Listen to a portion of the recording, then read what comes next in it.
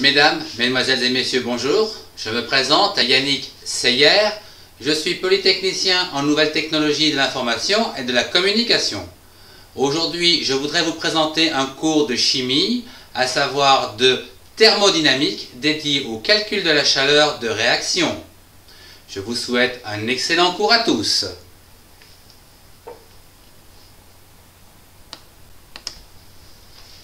La chaleur de réaction peut être définie comme une forme d'énergie qui s'échange entre deux corps à des températures différentes. La chaleur de réaction est la quantité de chaleur fournie ou reçue lorsque, au cours de la réaction chimique, les réactifs sont transformés entièrement en produits, c'est-à-dire une stabilité.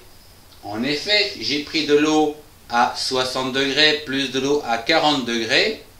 L'ensemble s'est stabilisé à 50 degrés. Ici, l'énergie est positive puisqu'on peut penser que l'énergie a été reçue par le système. Dans le cas où l'énergie était fournie par le système, cette énergie Q serait négative. Un petit exemple, voilà, avec les verres en cristal de ma tante, santé. Donc, je vous ai schématisé ici de l'eau froide et de l'eau chaude. Donc, lorsqu'on les mélange, nous allons donc obtenir ici une stabilité moléculaire, donc d'eau mélangée de froid et de chaud pour obtenir, comme on le voit ici, par le changement de couleur, une stabilité d'une température moyenne qui est égale à de l'eau chaude plus de l'eau froide à volume égal. Voilà. Pour calculer systématiquement les chaleurs de réaction, il est nécessaire d'exprimer le travail, qui est une autre forme d'énergie échangée. Le travail, par exemple, au niveau d'une pompe. Pour la circonstance, j'ai emprunté la pompe de l'oncle Thierry. Donc, voici la pompe telle qu'elle est, avec une pression intérieure et une pression extérieure, et un piston. Lorsque donc je pousse le piston vers l'intérieur d'une distance dx, donc c'est bien par rapport au système référentiel 0 un déplacement négatif.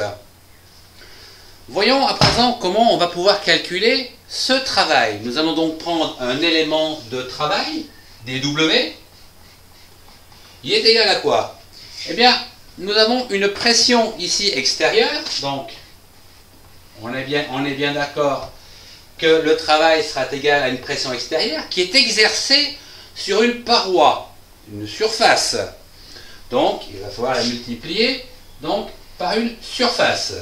Et cette surface-là, elle est donc poussée vers l'intérieur, donc d'une distance dx. Mais attention, moins dx, puisque on part de 0 vers le moins. Donc, c'est bien un moins ici, et on multiplie donc par dx. Voilà donc l'élément de travail qui est égal à moins la pression extérieure par la surface par dx. Vous pouvez remarquer que là, une surface par dx, c'est un volume. Bien. À présent, voyons le travail proprement dit. On peut dire que le travail va être pris donc entre deux volumes, donc un volume initial et un volume final. On est bien d'accord que on est toujours dans une partie négative, donc de la pression extérieure multipliée ici par le volume, par l'élément de volume, S par dx. Nous pouvons dire que la pression, donc moins pression extérieure par un élément de volume, c'est égal à moins nRT log donc de V2 sur V1. Ce qui va donc nous permettre d'avoir la résolution de cette partie-là, on peut dire que PV, la pression, donc les signes s'enlèvent, la pression par le volume, c'est égal à N RT. Voilà donc ce que je vous propose de travailler à présent. Voyons à titre d'exemple le calcul de la température de 1 demi-mole de gaz parfait qui occuperait un volume de 12,72 litres à 1 atmosphère. Un gaz parfait qui occupe 12,72 litres peut être représenté par un cube comme celui-ci avec une arête de 23 cm, donc avec un volume de 12,72 litres. Voilà. Nous parlons ici bien sûr d'un gaz parfait, donc un gaz parfait, ok. Nous disposons d'une demi-mole, une atmosphère de pression, voilà, et le volume est ici. Ce que nous voulons connaître à présent, c'est sa température. D'accord. Nous savons que la pression par le volume, c'est égal au nombre de moles multiplié par la constante des gaz parfaits, que l'on multiplie par la température. Nous pouvons donc en déduire que la température est égale à la pression par le volume sur le nombre de moles par cette constante de gaz parfait. Nous avons pu ici qu'à remplacer. La pression, c'est une atmosphère. Voilà. Multiplié par le volume, donc c'est 12,72 litres. Voilà donc pour la partie du numérateur. Au dénominateur, nous avons une demi-mole. Voilà. Multiplié donc par cette constante des gaz parfaits qui est égale à 0,082 atmosphères par Kelvin et par mole. Ce qui va donc ici nous donner une température de 310 Kelvin.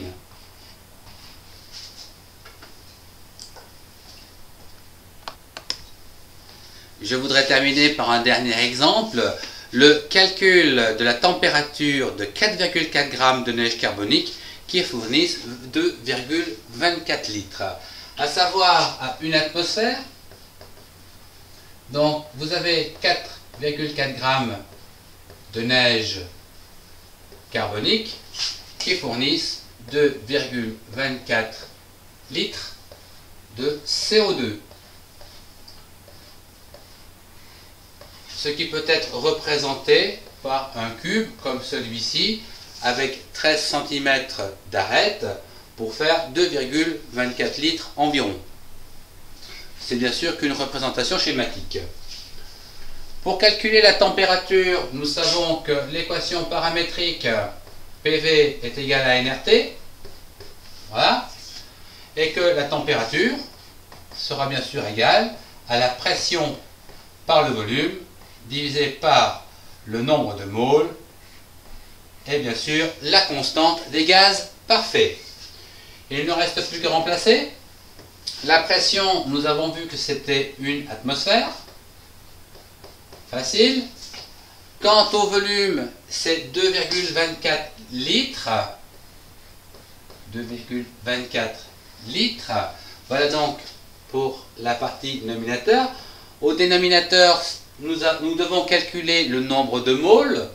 Nous ne l'avons pas, par contre nous connaissons la quantité en grammes, donc 4,4 grammes de neige carbonique. De neige carbonique. Donc il faut connaître le nombre de moles. Nous savons que le CO2 c'est égal à du carbone 12 plus de l'oxygène 16 plus de l'oxygène 16. Voilà, ce qui nous fait 16 et 16, 32, et 12, 44 grammes. Donc, on va diviser par 44.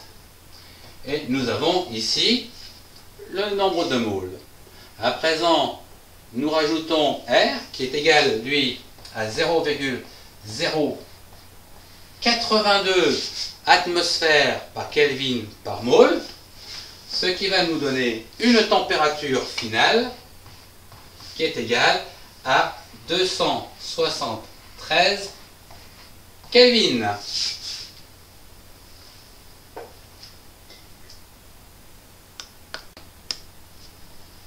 Ce cours de thermodynamique dédié à la chaleur de réaction se termine. Je vous remercie de votre attention. Au revoir et à bientôt pour un prochain cours.